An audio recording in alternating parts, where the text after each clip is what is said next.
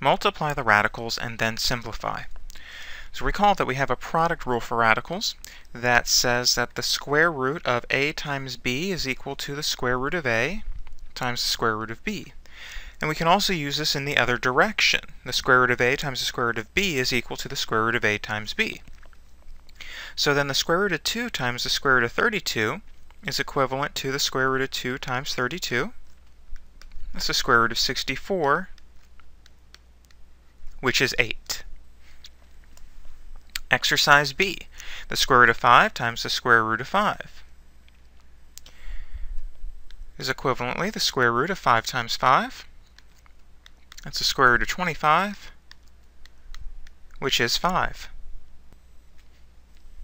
Exercise C, the square root of 8 by the square root of 6. I can write that as a single radical, the square root of 8 times 6,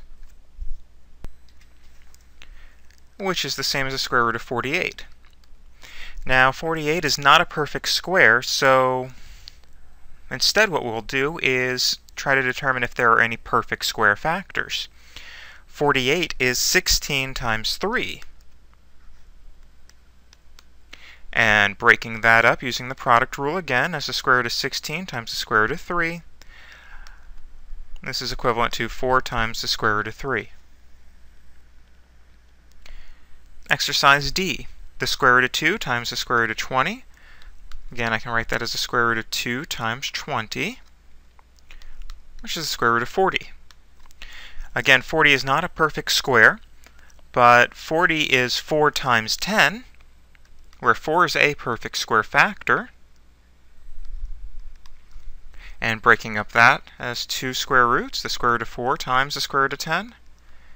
The square root of 4 is 2, so I have 2 times the square root of 10.